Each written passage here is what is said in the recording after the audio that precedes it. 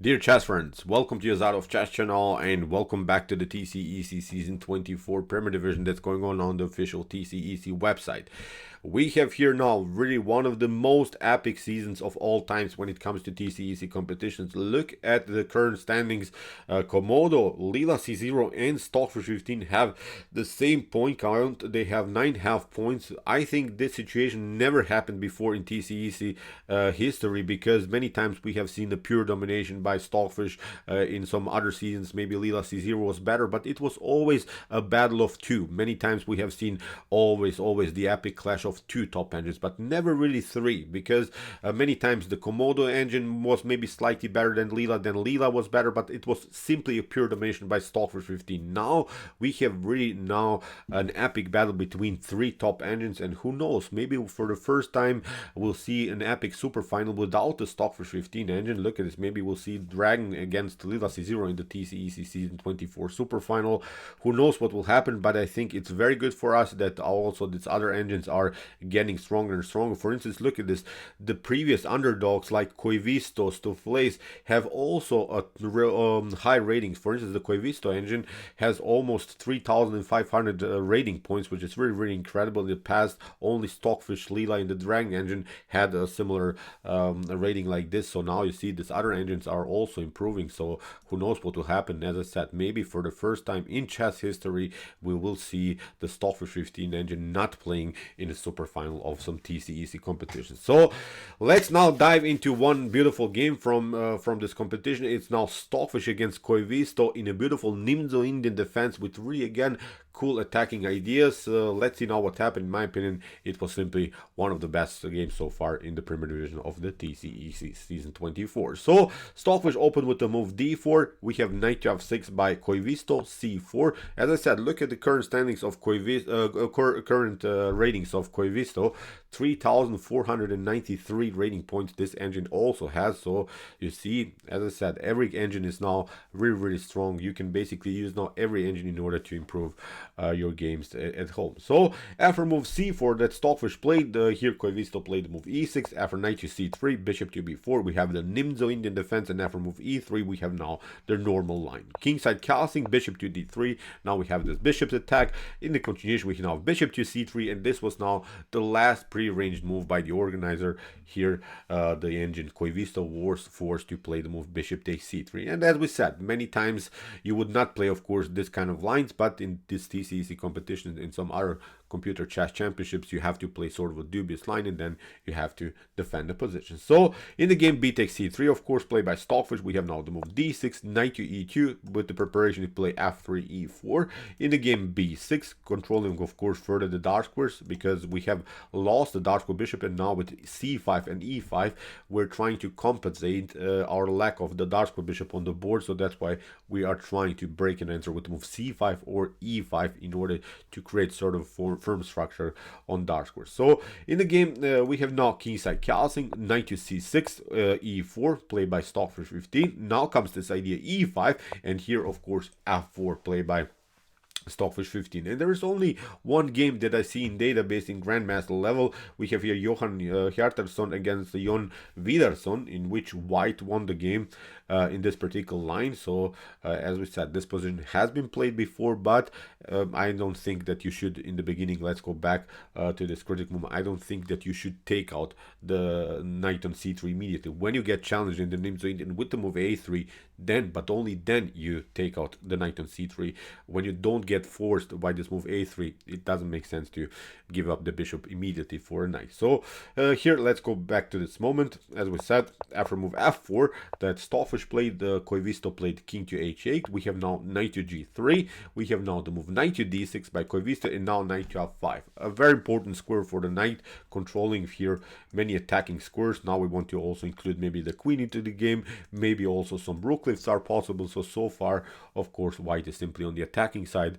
Black has now to defend his position. So knight to e7, attacking the knight on f5. Stockfish stays with the knight on the board, which is very important. Stockfish doesn't want to trade this beautiful knight for a passive knight of black. So this is how we play chess. Of course, you don't want to give up your good pieces for your opponent's bad pieces. Very good move here by Stockfish 15. Bishop to b7, attacking the pawn on e4. Bishop to c2, c5.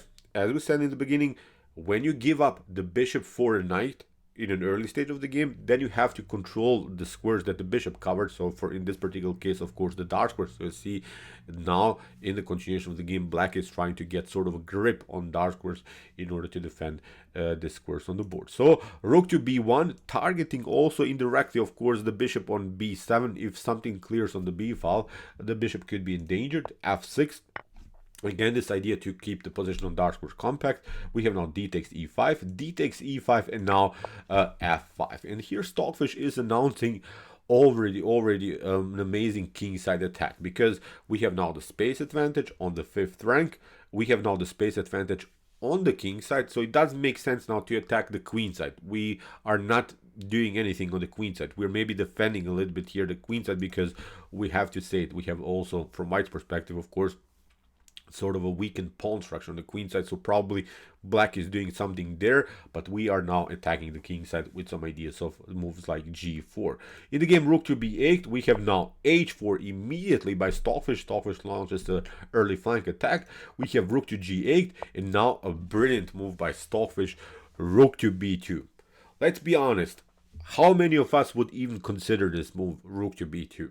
I'm not sure, but this move is really brilliant. This move is announcing this beautiful rook lift, but is also rerouting the rook in front of the king on g2, and then Stockfish will try to launch this g4 attack. Because if you start to push the pawn in g4 immediately without playing rook to g2, then of course your king could be in danger. But now, when the rook comes to g2, the rook will be used not only as an attacking piece, but also as a great defensive piece in front of the king. So very, very, very important move, I think, here by Stockfish, rook to b2. Very nice. So queen to c7. Now look at this. Stockfish gets out of the range of the rook. In the game, bishop to c6, g4, b5, and now here rook to g2. Look at this. Stockfish with a couple of maneuvers rerouted now the rook on an optimal square, and now with both of these bishops, with this knight, that's very good, I think, so far in the center of the board, with the possibility to include the queen into the game, and with this two heavy artillery rooks, I think this is an amazing, immortal, really brutal attacking formation. So you can probably feel it. Something is going to happen now immediately in this game. So in the game, b takes c4, played by Koivisto. It's of course a natural idea, but Stockfish doesn't want to even take out the pawn immediately, simply continues with normal improvement of the minor pieces. We have now g6 by Koivisto. Koivisto is trying to simplify the game on the g file. King to h2, getting out of the range on the g file. Rook to d8, and now queen to e2, getting also out of the range of the rook on the d file. So rook to b8, a4. We have g takes f5, knight to f5. The problem is now black cannot compete with knight to f5 here, because if you do this, then rook to f5 is going to happen, and you have a backward pawn on f6. So in the next couple of moves, probably we will also play something like rook to f2. Maybe later we can break and enter with the move g5. Queen to h5 is also dangerous. So again, many pieces will be included into white's attack. So after knight to f5, that's why knight to g6, played by Koivisto, targeting the weak f4 square. Queen to c4, picking up the pawn. Knight to f4, and now rook to g1. It's really brilliant what Stockfish is doing here. Stockfish allows Koivisto here the beautiful outpost on f4, but gets out of the range of the knight and is saying, I will leave your knight there, you can have it, you can have your beautiful square, but your knight doesn't have support. Your knight is simply helpless there. Still, the attacking formation remains with this powerful knight, with both of these rooks, with the queen, with still the bishop, and also if something gets cleared, of course, this bishop could be also very dangerous around the square h7. So in the game, rook to f8, by Koivisto, we have rook to f2, queen to c8, and now knight to d6. The knight comes on a beautiful square, but also with threats of knight to f7. So in the game, queen to c7, rook to d1, controlling here the d file, protecting also the knight on d6. We have now the move a6, and now bishop to e3. Stockfish continues with normal pressure. We have now the move a5, and now comes the beautiful, again, idea here by Stockfish. Stockfish is saying, okay, I have enough. I have now basically the pieces on my all optimal scores. And whenever you have your pieces on optimal scores, where you basically cannot even improve any more further your piece activity, then probably the next move is simply a pawn move. That's a rule that I try to apply many times in my own games.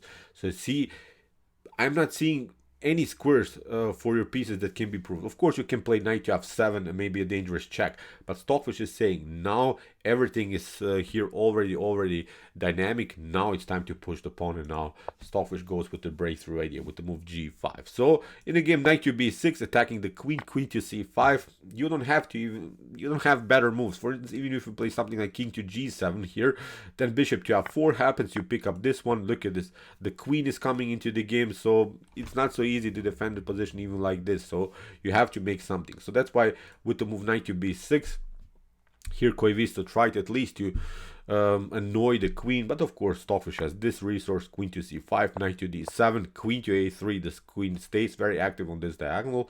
Queen to ed8, and now queen to a2, still with threats of knight to f7. So that's why queen to e7, knight to f5, we have queen to e8, rook to d6. The rook comes now on a beautiful square.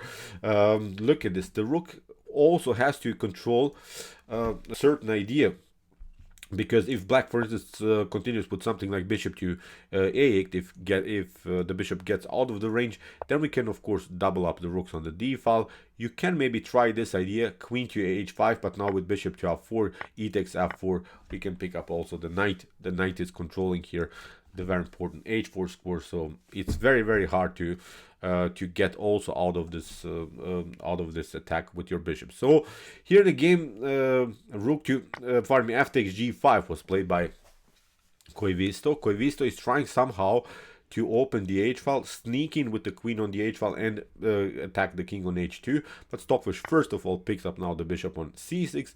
We have now knight to f6, and after rook to f6, Stockfish sacrifices now the exchange. Basically, Stockfish gives up the rook for 2 minor pieces, which is actually a good trade. But even if you play, for instance, instead of this move knight to f6, even if you play queen to h5 now, this is not possible because of rook to h6. The rook would then control the h4 square, so no good checks by black are possible.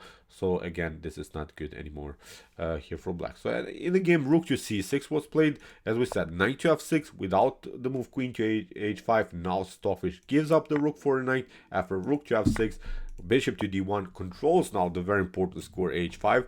So Stockfish is not allowing here any counterplays by black. Really great game here so far by Stockfish. In the game, queen to d7, queen to c2, queen to d3.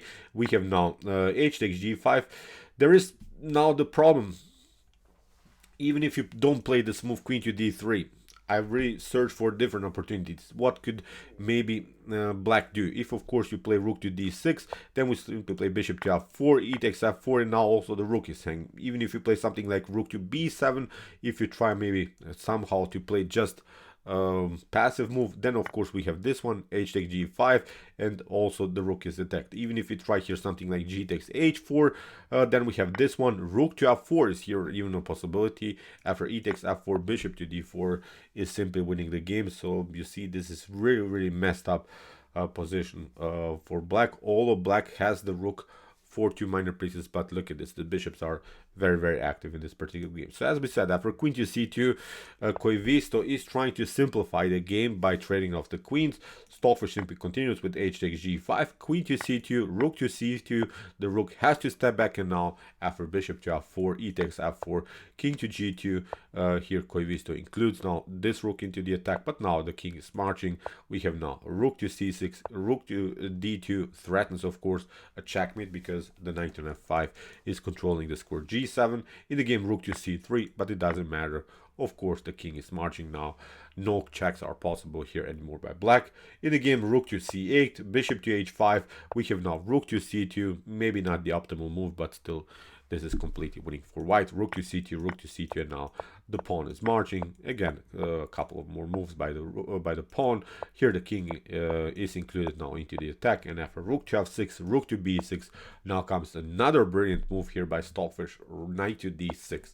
giving up the knight, but after rook to d6, the king comes closer and you don't have access to the d8 square, so the game is over. So in the game h6, we have now g6, rook takes g6, bishop, pardon me, the promotion here, and after queen to g6, king to f8 here, queen to f7 is a beautiful, beautiful checkmate. So, stunning game by Stockfish. Really incredible stuff.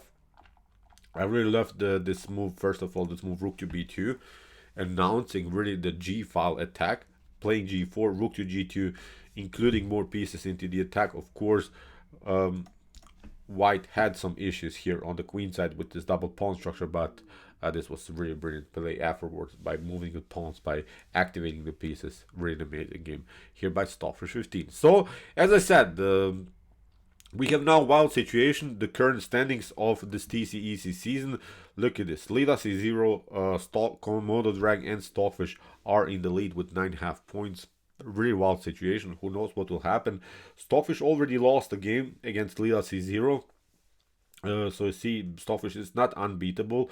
Lila also lost some games. Dragon Engine also lost some games. So we will see now what will happen. In my opinion, it will be one of the best TCEC seasons so far. So, okay, what you say? If you want to see more brutal games like this, check out my commented chess games played by computer series with some more games played by Alpha Zero, Lila Zero, Dragon Engine, Stockfish Engine, and many more. And if you like this content, don't forget to subscribe to my channel. See you soon with some more videos, and chess is the best, of course.